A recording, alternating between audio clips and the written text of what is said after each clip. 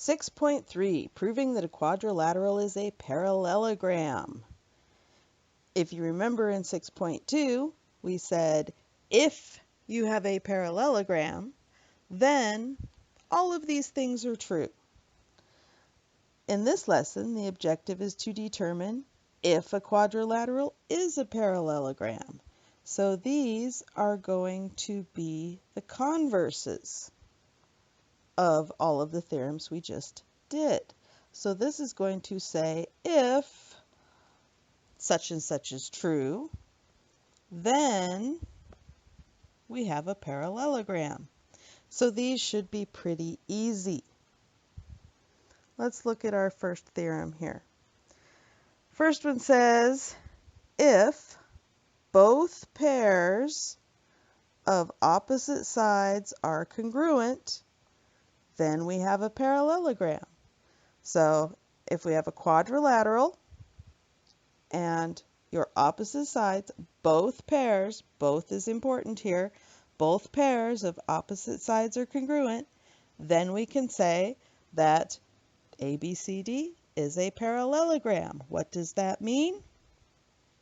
That means that both pairs of opposite sides are parallel. Right? Definition of a parallelogram, both pairs of opposite sides are parallel. All right, what's the next theorem? This is our opposite sides congruent theorem. What's our next theorem? It says if an angle of a quadrilateral is supplementary to both, again, both here is important, both of its consecutive angles, then what do we have? We've got a parallelogram. So let's say we're looking at angle A. If angle A is supplementary to angle B, and angle A is supplementary to angle D, right? Those are both of its consecutive angles. Then we can say it's a parallelogram.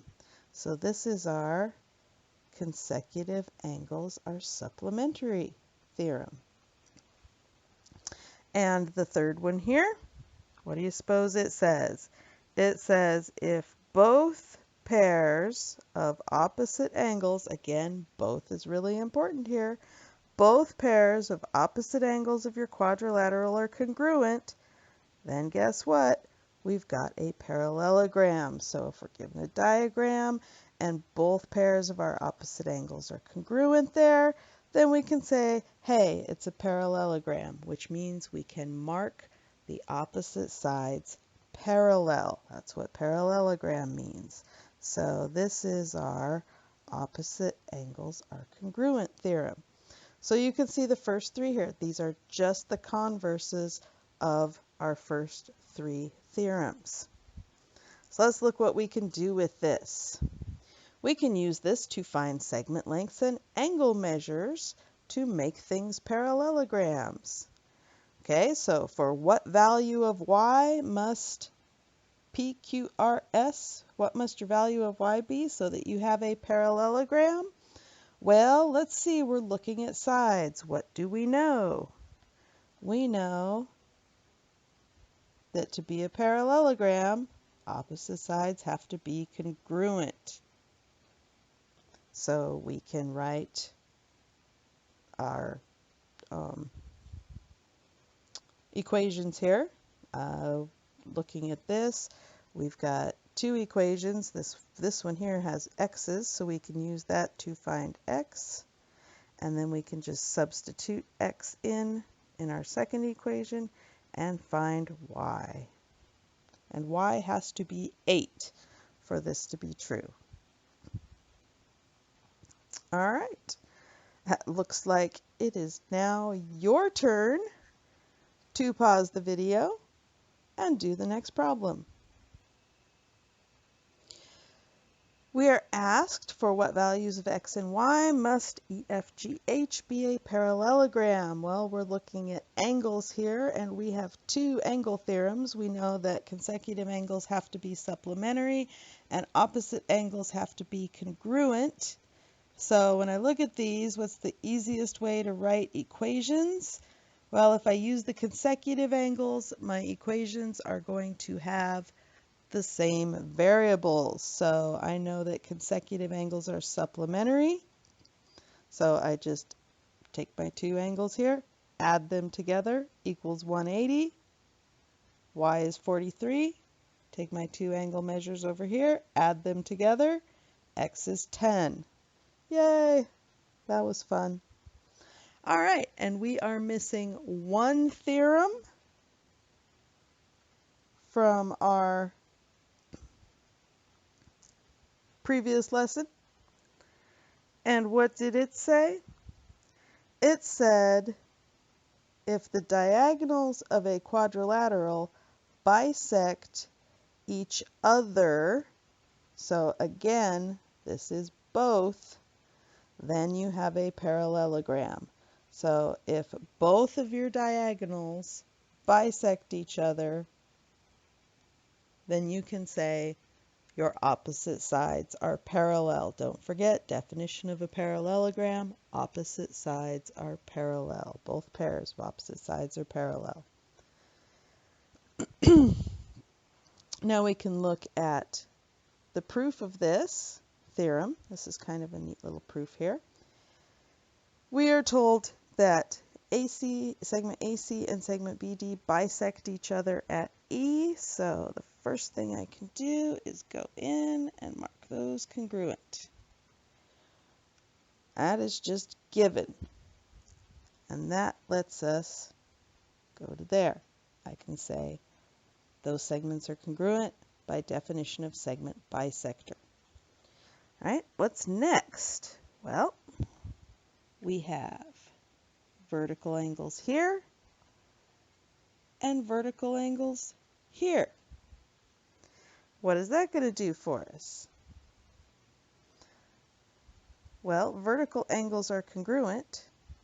If we have vertical angles, we can use that to use the side angle side postulate and make our two triangles congruent. We can use our other vertical angles to make our other two triangles congruent. I switched my colors around.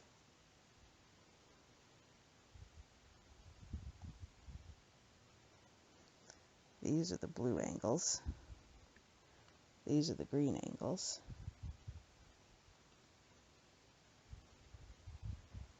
Okay, so I now have congruent triangles. What do we do with congruent triangles? You know it. This is CPCTC. So I can say that angle BAE is congruent to angle DCE, and angle ECB right there is congruent to angle EAD right there. And what does that let us do? That takes us to here. This is the converse of the alternate interior angle theorem. If our alternate interior angles are congruent, then what can we say? Our lines are parallel. And if our lines are parallel,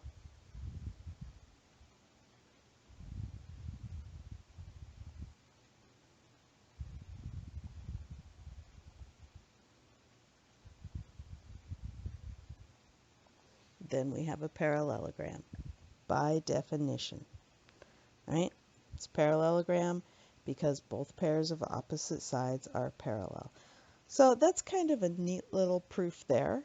Uses a lot of things that we have used. Triangles from chapter 4, our triangle congruence from chapter 4, and our parallel line theorems from chapter 3. All of it coming together for our quadrilaterals here in chapter 6. All right. Now, those were the theorems that we knew. We have one more, and this one's kind of cool. It says if one pair of opposite sides are both congruent and parallel. So not only are these two sides congruent, but they are also parallel. Then our quadrilateral is a parallelogram. This is nothing that we had before, but it's an extra one. So it's kind of new to us. So let's see how we use all this stuff.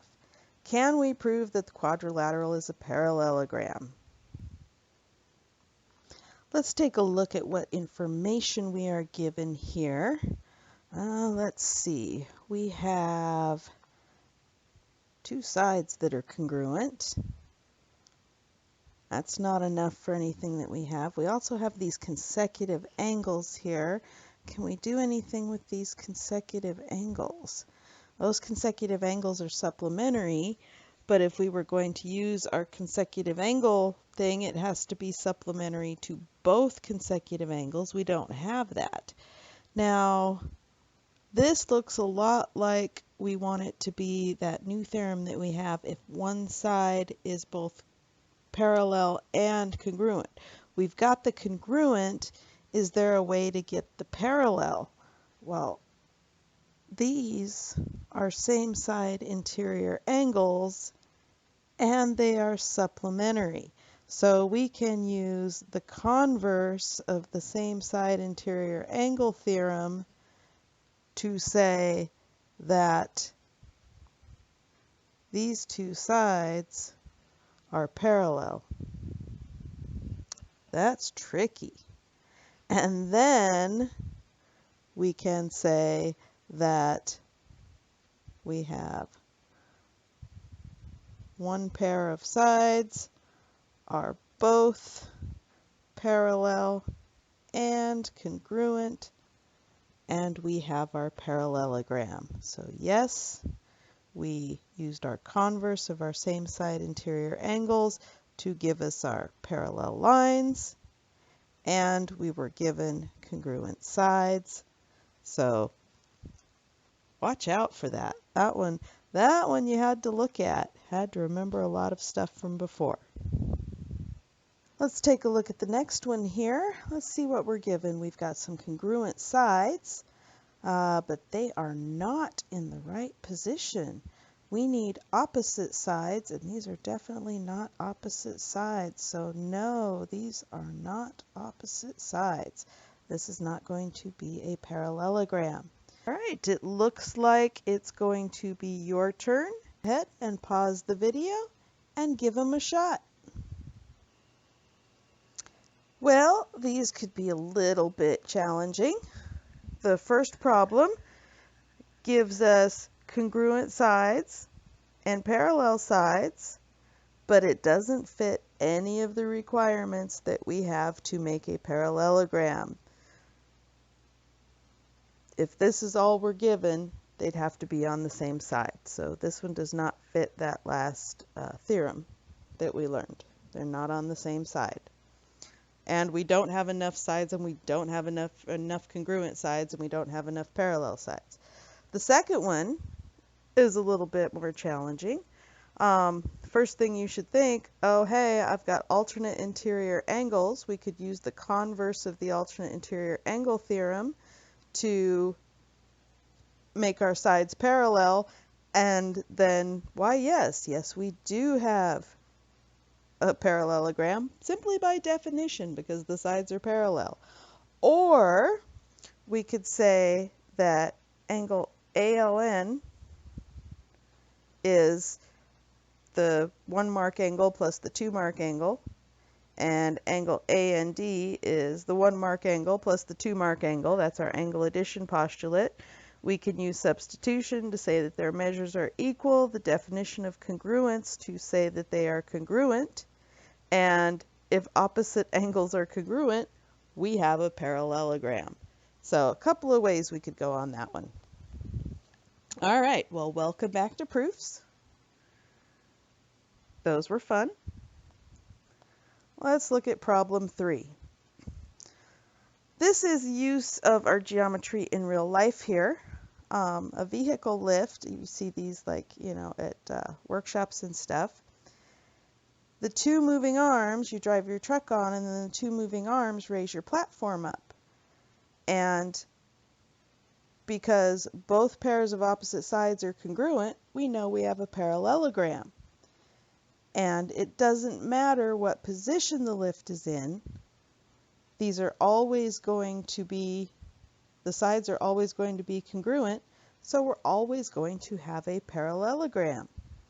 And our question here says, what is the maximum height? Well, the maximum height is going to be 6 feet because that's when it's going to be perpendicular, right? We'll have our truck up on top of our lift here. It's still going to be 6 feet long. And height is always measured perpendicular. All right, well, that's all of everything we have. This right here, good stuff. Lots of red stars on that. This is just a summary of everything about parallelograms. If both pairs of opposite sides are parallel, that's our definition of a parallelogram. If both pairs of opposite sides are congruent, parallelogram. If you have a parallelogram, then these are true.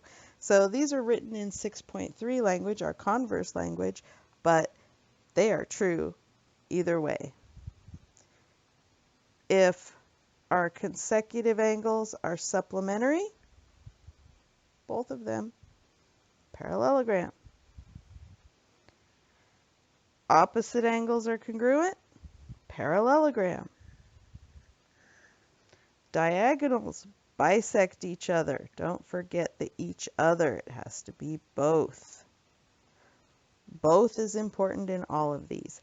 And our new one here, one pair of opposite sides is congruent and parallel.